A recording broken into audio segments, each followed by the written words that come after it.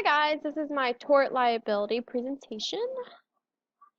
Okay, so first what tort and tort liability and the different types of tort. Tort is, an actionable or a civil wrong committed against one person by another that is independent of contract. So basically when a person does something wrong to another person, and then how they did it or why they did it is part of the types. But basically, in school districts, this liability occurs when acts were committed by another that caused harm. So the intentional tort, so this is whenever there was intent to cause harm. So like slander or libel, like if we're intentionally talking behind someone's back or spreading information we shouldn't be spreading. Unintentional tort is when there's the unintended act that resulted in harm. So we didn't necessarily mean to do it or we weren't necessarily aware of the situation. So this would be like negligence. And then the five tort court cases that I looked into. So the first one is the Mitchell versus Cedar Rapids Community School District. So a 14-year-old special education student, DE, started spending time or hanging out, dating, whatever the kids call it. MF, which was also another special education student who was 19 years old.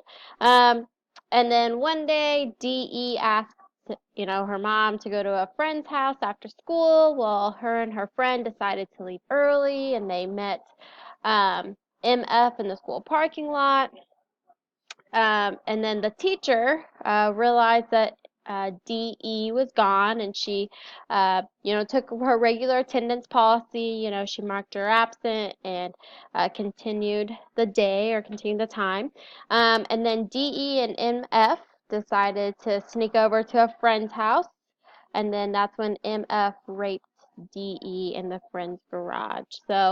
Um, so whenever this court case went to, trial, a jury was taking place, and the jury ruled in favor mostly of the school district um, being negligent, but the student was also at fault as well. So basically, the student or the school should have been keeping track of the student's whereabouts at all time. There should have been lots of, who's coming in and out of the building and again, with the teacher, if the teacher knew that a student was going to be gone, then maybe there would be more communication there.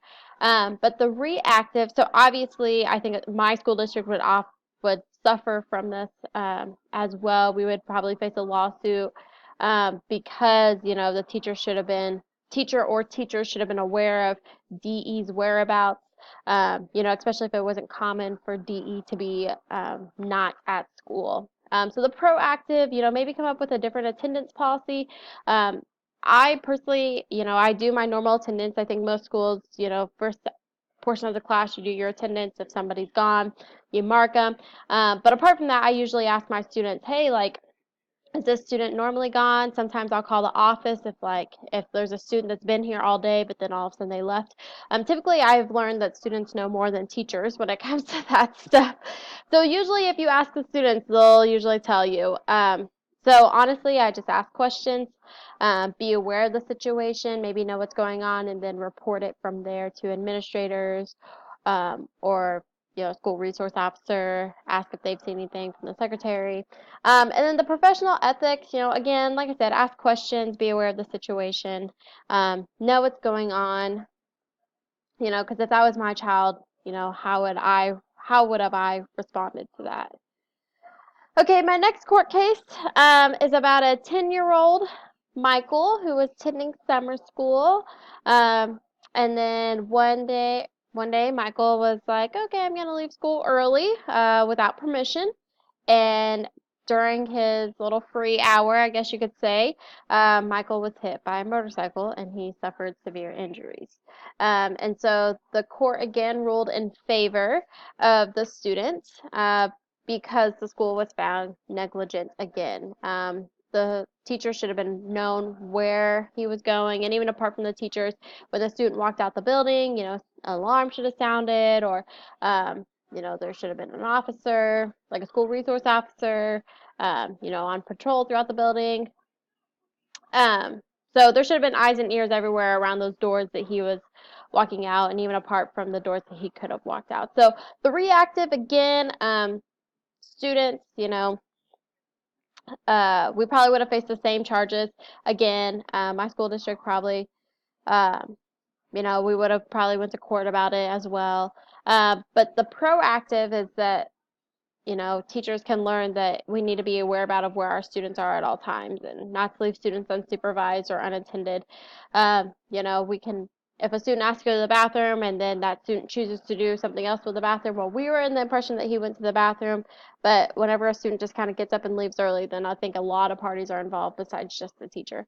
And then the professional ethics sides of it, again, if I were on the mom side of it or the student side of it, again, I put a lot of trust in my teachers to watch my child. So, um, just put yourself in their shoes. Okay, the next court case is about a 6-year-old MP, and this one actually was really sad. It kind of made me tear up when I read this one. Um, so a 6-year-old, into the school day, into the school year, even it's getting towards the end.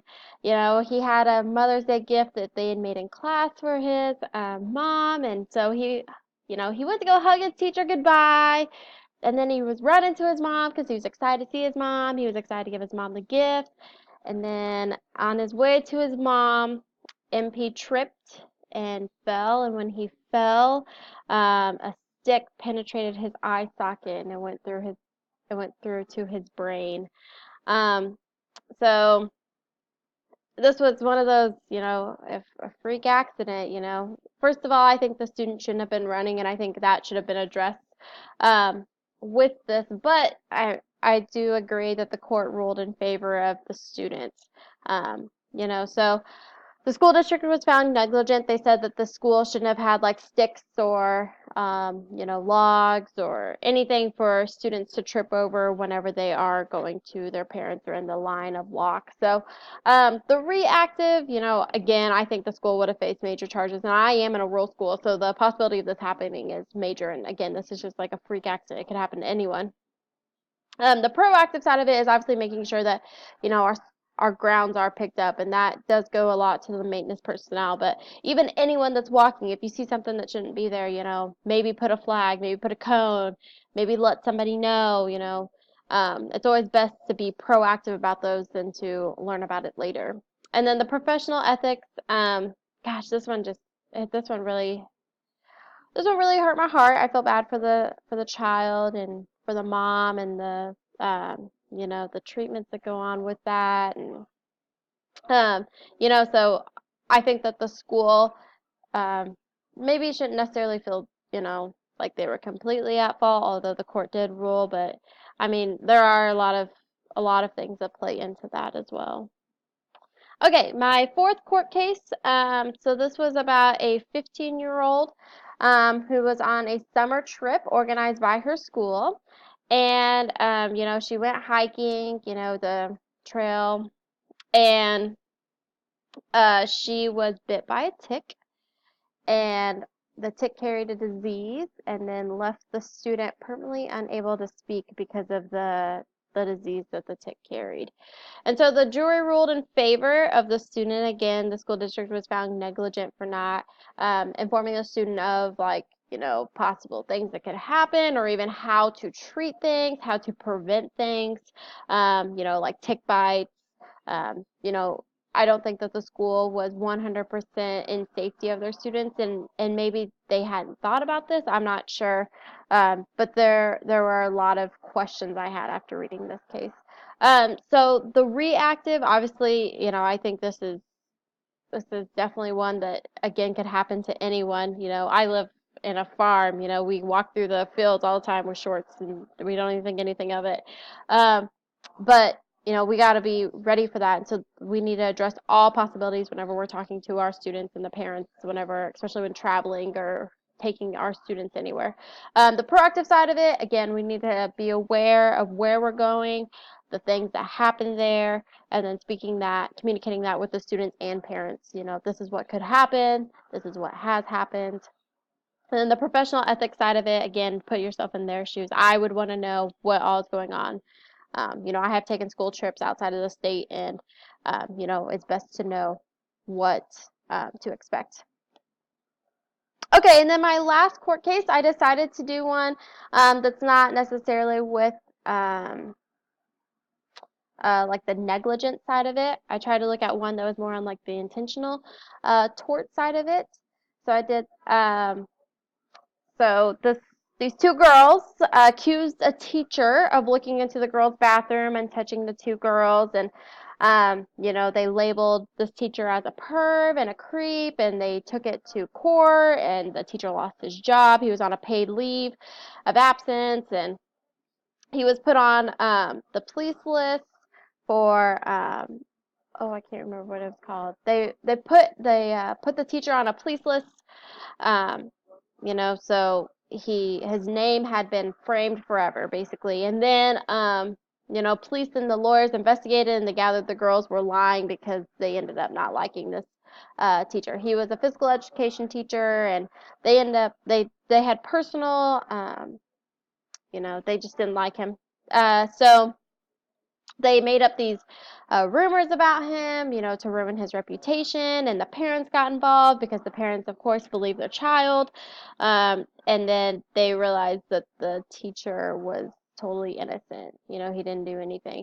So the jury ruled in favor of the teacher this time, and the students and the parents were charged with I think it was a lot of money. It was in the millions.